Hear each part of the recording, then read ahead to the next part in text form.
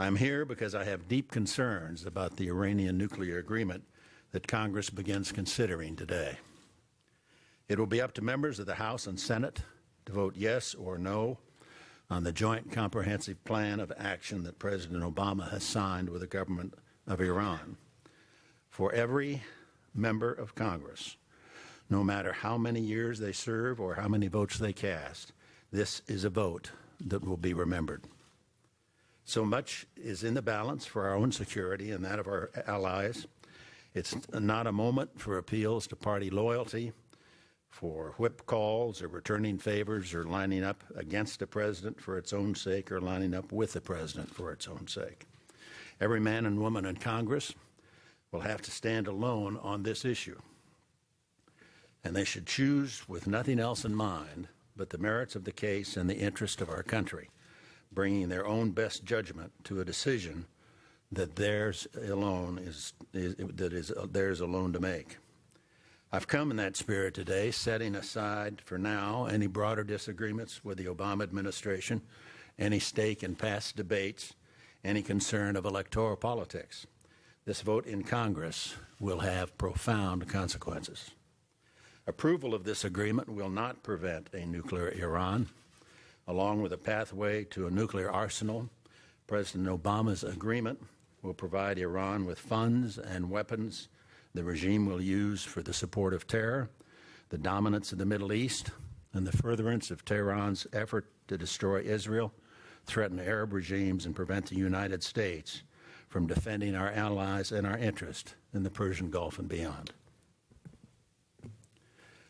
With the removal of restrictions on Iran's ballistic missile program, this agreement will give Iran the means to launch a nuclear attack on the U.S. homeland. A week before the deal was announced, President Obama's own Secretary of Defense, Alston Carter, declared this should not happen.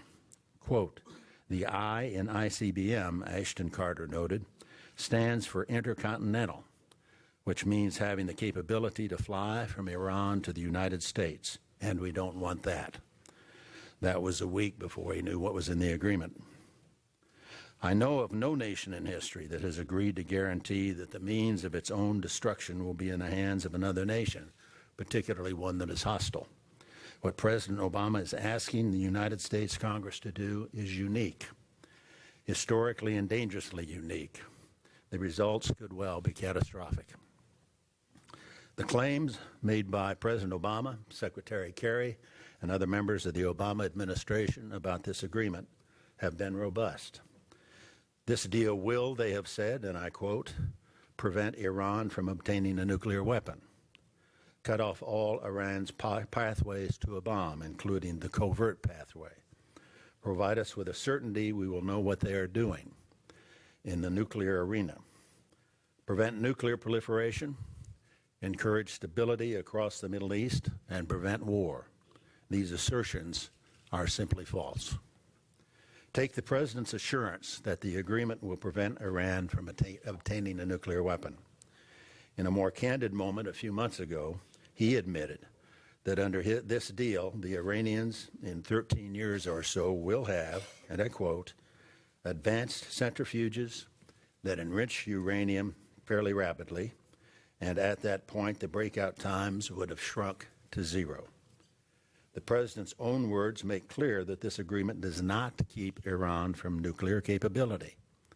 Quite the opposite. It guarantees that in less time than has passed since 9/11, a regime with death to America as a pillar of its national policy will have the ability and the material to produce an arsenal of nuclear weapons. And at that point, what is to prevent them from doing so? Well, President Obama tells us they promise they won't. We are asked to rely on the word of a country that has cheated on every nuclear agreement to which they have been a party, that once they have the means in place to become a nuclear power, they won't do it. President Obama came into office determined to engage the Iranians without preconditions, beginning with his inaugural address offering them an open hand if they unclenched their fist, through his letters to the Iranian Supreme Leader, through the secret negotiations established by Secretary Clinton with the Iranians in Oman in 2011. President Obama's guiding principle has been convincing the Iranians they can trust us. If we walk away from this deal, Secretary Kerry recently claimed, the regime in Tehran will learn, quote, you can't trust the West. A negotiation based on the premise that the United States had to gain the trust of the world's worst state sponsor of terror was never going to end well. The secret talks before the actual negotiations even began, the U.S. side appears to have made three key concessions. They agreed to drop the long-standing demand of the international community that Iran halt uranium enrichment. They agreed to provide immediate sanctions relief, and they agreed to pay the Iranians to negotiate by releasing $12 billion in frozen assets. These were just the concessions made prior to the negotiations. So much for negotiations without preconditions. There were, in fact, preconditions. They just weren't ours. The Iranians are reputed to be excellent negotiators, and for the American side, that is not an auspicious beginning. It set the pattern of one concession to Iran after another.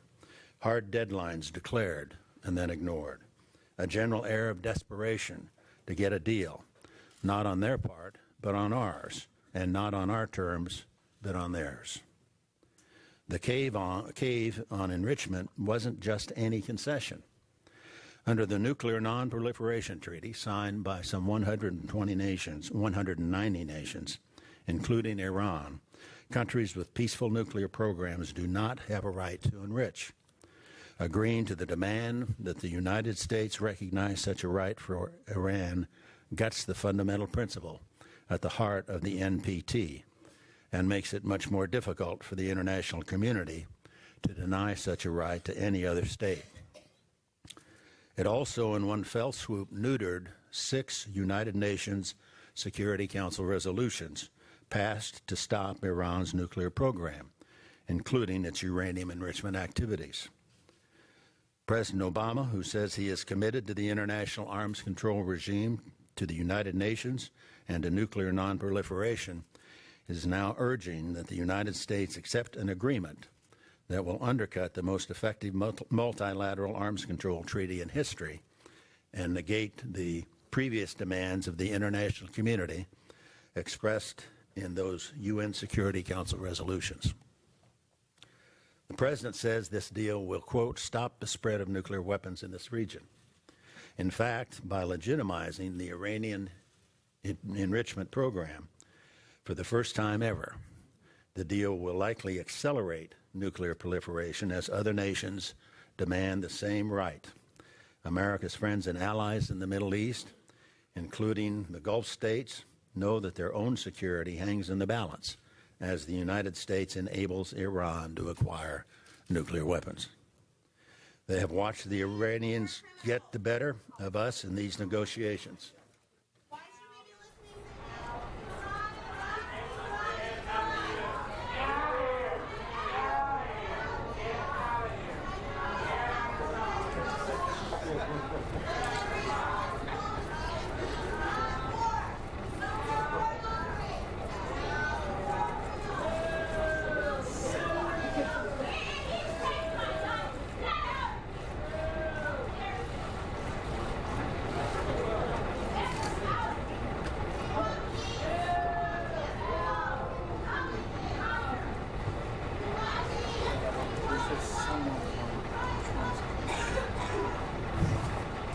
Thank you very much.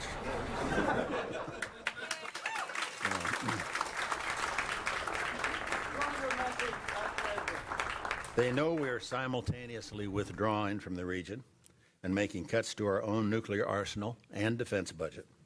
They are already assessing that the security guarantees long provided by the United States are increasingly meaningless, and that announced red lines are more likely to be abandoned than defended by the United States today. They are more likely in this environment and in the aftermath of this deal to determine that their own security requires that they possess their own nuclear weapons. The President says this deal will ensure the international community will be able to verify that Iran will not develop a nuclear weapon. He has said the inspections regime is historic, that the agreement cuts off every one of Iran's pathways to a bomb, including, magically, the covert pathway. Let's look at the facts.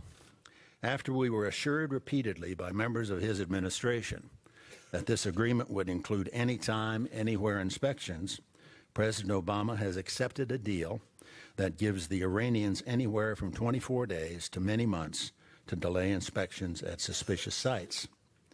Inspections at military sites like Parchin, where the Iranians have concealed suspect elements of their nuclear weapons program in the past, are not covered by this agreement. The American people have been told not to concern themselves with this. There are secret side agreements between Iran and the IAEA, which our elected representatives in Congress cannot see either, that reportedly cover inspections at these sites. It's not clear any Obama administration officials have seen the final text of these side deals either. The Iranians continue to insist, and I quote, "There will be no access to any military sites, and in at least some crucial cases relating to past activities, the regime will be inspecting itself." That is historically misguided. The value of this agreement and the veracity of the President's claims about it rest on the inspections regime contained within it. Inspectors need to know what Iran has done in the past so they have a baseline against which to assess whether the country is cheating in the future. Secretary Kerry seemed to understand this in April of 2015 when he said the Iranians would have to disclose past activity. Quote, "They have to do it," he said. "It will be done. If there's going to be a deal, it will be done." That was John Kerry in April. 2 months later, in July of this year, Secretary Kerry's position changed dramatically. Quote, "We're not fixated on Iran specifically accounting for what they did at one time or another," he said, "because," and I quote, "we have absolute knowledge with respect to Iran's past activities." If you're looking for a quick summary of Secretary Kerry's position on the need for Iran to completely disclose all its past nuclear activity, you could say he was for it before he was against it.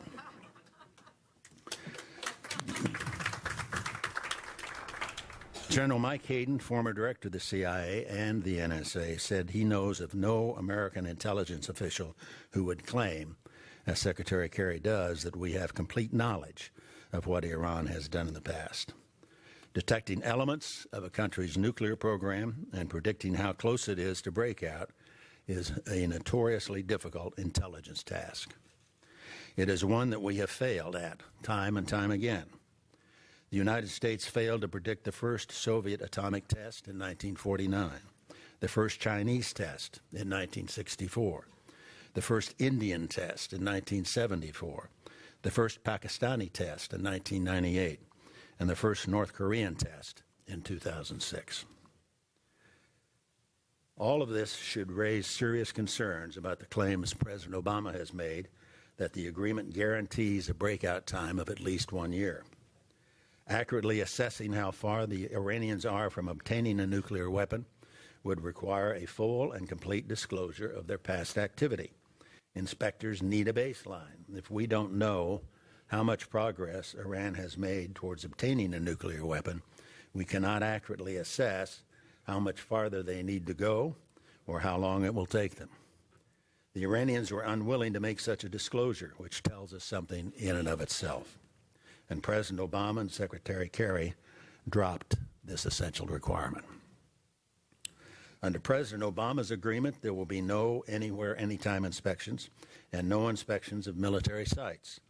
Those are covered in the secret deals that we cannot see.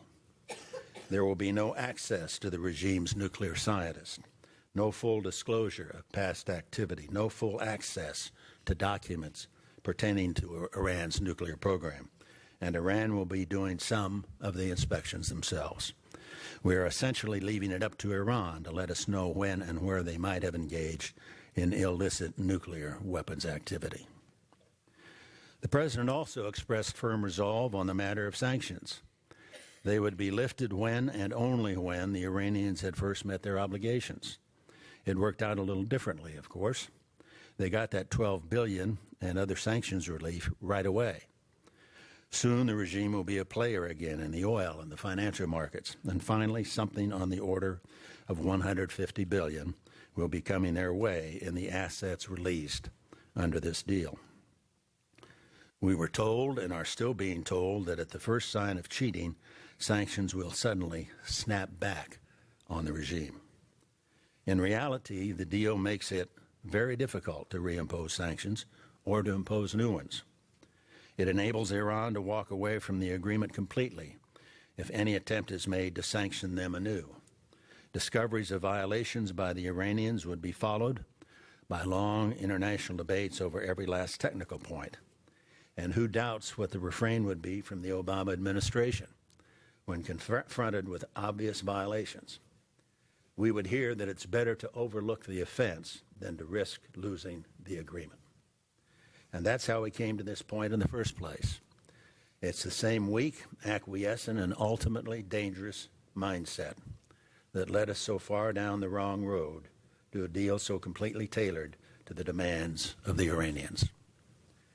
President Obama has agreed to Iranian demands to remove restrictions on key elements of the infrastructure Tehran uses to support global terrorism, including the IRGC Quds Force. He agreed to lift restrictions on Iran's ICBM program and on its ability to import and export conventional weapons.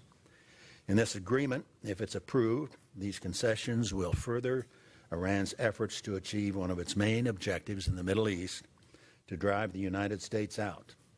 Former Undersecretary of Defense Ambassador Eric Edelman recently testified that under the JCPOA, quote, the United States will not be able to rely, as it has for the past 30 years, on an assumption that it will have unimpeded access and control in all the domains of warfare in the Persian Gulf. A recent study co-chaired by former Marine Commandant General James Conway, former Deputy Commander of the United States European Command General Charles Wald, put it this way. The JCPOA will enable Iran to improve its unconventional military capabilities to challenge the strategic position of the United States and its allies in the Middle East. Iran will be able to revitalize its defense industrial base in the short term, even if it devotes only a fraction of the $100 billion or more that will be unfrozen as part of the agreement. More than the government's entire budget, the Iranian government's entire budget for the current fiscal year on military spending. Over the medium term, the removal of economic sanctions and the United Nations arms embargo will allow the regime to acquire other advanced technologies and weapons from abroad. And once sanctions against its ballistic missile program sunset, Iran could more easily develop weapons capable of reaching targets in the Middle East and beyond, including Europe and the United States. It's the end of quote. This agreement will enable Iran to modernize and expand its military capabilities while the United States military suffers from the devastating Obama-era defense cuts and the effects of sequestration. Contrary to claims made by the President and Secretary of State, the United States will be in a far worse position to defend our interest and prevent a nuclear-armed Iran when the Obama agreement sunsets than we are today. In addition to facilitating Iranian access to advanced weapons, aiding the development of its ICBM program, providing a cash windfall and tremendous economic benefits to the regime in Tehran, the Obama-Iran agreement lifts sanctions on the Iranian Revolutionary Guard Corps, the IRGC Quds Force, and the Quds Force commander, Qasem Soleimani. Under Soleimani's command, the Quds Force has been responsible for supporting terror, fomenting violence, advancing Iran's goals of regional dominance, and the killing of American service members in Iraq and Afghanistan. By lifting the sanctions on these entities and on Soleimani himself, the Obama-Iran deal aids the efforts of America's enemies. Imagine for a moment a world in which this deal has been implemented.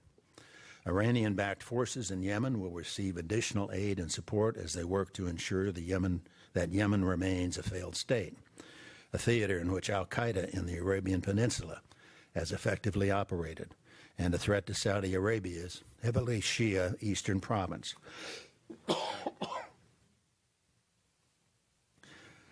Iraq will see an influx of weapons and resources for Iran's proxies, leading to increased violence and bloodshed as the Sunni Shiite conflict deepens and ISIS is able to recruit more Sunni to their cause. Conflict will intensify in Syria as Iran floods its most important Arab foothold with weapons and fighters. The European refugee crisis will likely grow as thousands more flee the rising terror and chaos. Hezbollah, Iran's main proxy, will also benefit in its operations across the Middle East, and particularly in its ongoing attacks on Israel. In the meantime, the removal of restrictions on the IRGC Quds Force will give that group the ability to move freely throughout the Middle East as they oversee this brave new world. It isn't just Hezbollah and the Houthis and Bashar Assad who will benefit from the lifting of restrictions on Iran. Iran's ties to terrorist groups are extensive. That's why Republican and Democratic administrations alike have identified them as the world's leading state sponsor of terror. In 2011, President Obama's own Treasury Department designated 6 al-Qaeda terrorists for their involvement in a network that moves money and terrorists across the Middle East, including into Iraq and Afghanistan. That network was headquartered in Iran. In the words of David Cohen, then Undersecretary of the Treasury, and today Deputy Director of the CIA, quote, "There is an agreement between the Iranian government and al-Qaeda to allow this network to operate. There is no dispute in the intelligence community on this point." Former Director of the Defense Intelligence Agency, General Michael Flynn, has said the documents captured with Osama bin Laden included, quote, "letters about Iran's role, influence, and acknowledgement of enabling al-Qaeda operatives to pass through Iran as long as al-Qaeda did its dirty work against Americans in Iraq and Afghanistan." Since that initial designation, President Obama's own Treasury and State Departments have repeatedly pointed to Iran's agreement with al-Qaeda, noting that Iran is, quote, "a critical transit point for funding to support al-Qaeda's activities in Afghanistan and Pakistan, and home to a, quote, "core pipeline through which al-Qaeda moves money, facilitators, and operatives from across the Middle East to South Asia." This pipeline exists, according to the Obama Treasury Department, as part of a formerly secret deal between Iran and al-Qaeda. As recently as last year, while the nuclear talks were underway, Treasury said that Iran had let Yassin al-Suri, identified as the leader of the network in July 2011, let him out of his temporary detention so he could resume control of the network. The President has said he understands that Iran's support for terror continues. He has said that should not stop Congress from approving his nuclear deal. He seems willfully blind to the fact that the benefits conveyed to Iran in this agreement, the money, the conventional weapons, the sanctions relief, facilitate and enable the Iranian regime's support for terror and terrorist groups, including those who have attacked the United States and are today threatening our security, our allies, and our interest. The United States Congress stood ready to approve a strong, serious agreement to prevent the threat of a nuclear-armed Iran. Instead, it has been handed as intricately crafted capitulation. And though President Obama has spoken of this deal as part of his legacy, the consequences are on me, as he put it. Even that is beside the point. What happens after the deal is not on him. It is on all of us. This deal gives Tehran the means to launch a nuclear attack on the U.S. homeland. It threatens the security of our Arab allies across the Middle East. It threatens the security of Europe, and it should not be forgotten. This deal has vast implications for the future security of the Jewish people. Charles Krauthammer has written, that it took Nazi Germany 7 years to kill 6 million Jews. It would take a nuclear-armed Iran one day. Every American president for over half a century has been committed to nuclear nonproliferation in the Middle East, every one of them, until now. With this agreement, the current administration is saying to Iran, in effect, you can enrich uranium, you can have ICBMs, and by the way, you can also get back full swing in the arms trade. Oh yes, and here's $150 billion, which we implore you, please not share it with your terrorist friends. To build a deliverable nuclear weapon is a mercifully difficult enterprise. But when the world wakes up one day to find the news that Islamic radicals in Tehran have done it, all the pretenses will fall away, and new lines of force come into view, with all further terms to be worked out under the threat of the first use of a nuclear weapon since Nagasaki. When a former ranking Democrat on Senate Foreign Relations says that he fears that Iran will gain such a weapon and that he doesn't want his name on it, his colleagues should pay very close attention. That man is dealing with reality. The best assurance against these things coming to pass is a decisive bipartisan majority in Congress that will vote against this deal and gather still more strength to override a veto. Some have suggested the White House recognizes the difficulty members of the president's own party are facing as they are pressured to cast a vote in opposition to the interests and views of their own constituents, not to mention the nation. To avoid this, a filibuster has been discussed. That way, no member need be on the record supporting this shameful deal.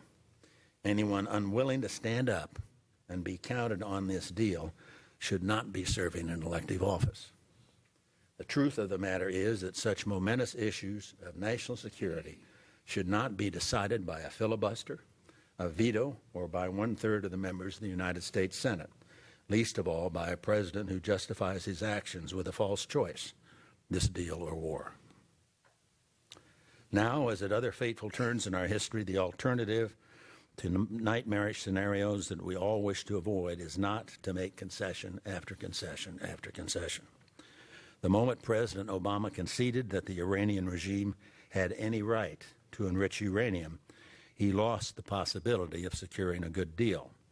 The moment he let up on sanctions, which were constricting the regime's power and influence, would only have gotten worse for them. Pressure was lifted from the mullahs in Tehran, and they no longer needed a deal more than we did. And as soon as President Obama went on Israeli TV and effectively ruled out the option of force, the Iranians knew they had won. A far better deal is still possible, and it begins with reasserting our original objective on each of these matters. Iran must halt its enrichment and reprocessing activities.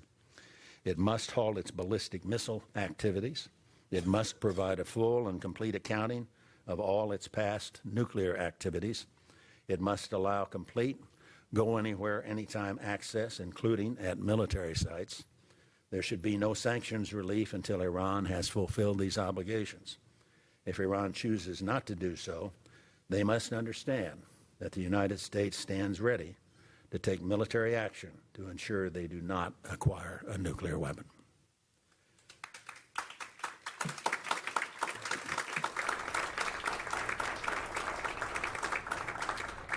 Preventing the proliferation of nuclear weapons is one of the most difficult geostrategic challenges we face, but there are lessons from the past on which we can draw. For decades, rogue regimes and terrorist groups have been attempting to acquire nuclear technology and weapons. In 1981, the Israelis launched an air attack against the Iraqi nuclear facility at Osirik, setting back Saddam Hussein's nuclear program. By 1991, he had reconstituted large portions of it, which the United States destroyed with our military action in Desert Storm. In 2003, when we liberated Iraq, Libya leader Muammar Gaddafi contacted us days after U.S. forces captured Saddam Hussein. He told us he wanted to turn over his nuclear program. He had watched the fate we delivered to Saddam, and he didn't want to be next. Gaddafi's nuclear materials are now in the United States.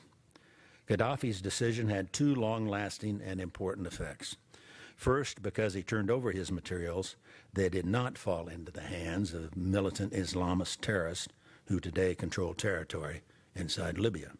Second, his cooperation enabled us to unravel the black market nuclear proliferation network of Pakistani scientist A.Q. Khan, who had sold nuclear equipment and technology to rogue regimes around the globe.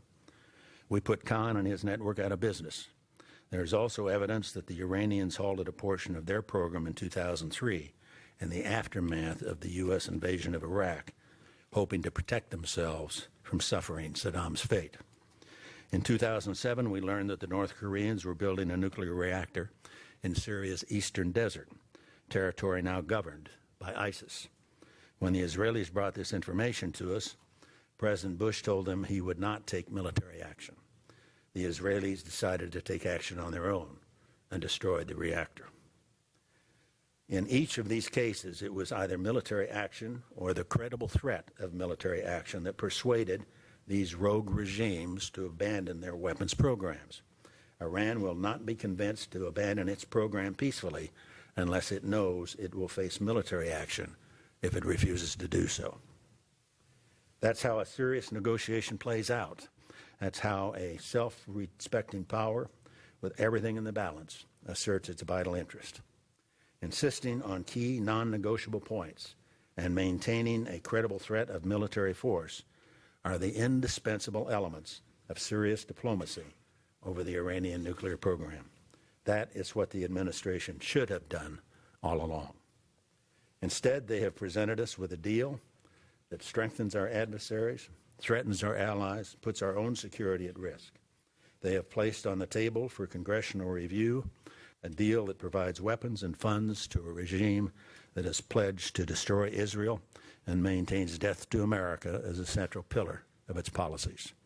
Arming and funding Iran while simultaneously providing them a pathway to a nuclear arsenal is not an act of peace. It's not, as President Obama claims, the only alternative to war. It is madness. The vote on the Iran deal, on the nuclear agreement, is ahead, and the stakes are very high. Every member of Congress swears to defend the Constitution from enemies outside our shores. I took that oath 10 times, and every time I put my hand on the Bible, I understood that we were also pledging to defend this great and good nation. A vote to reject this agreement will do that.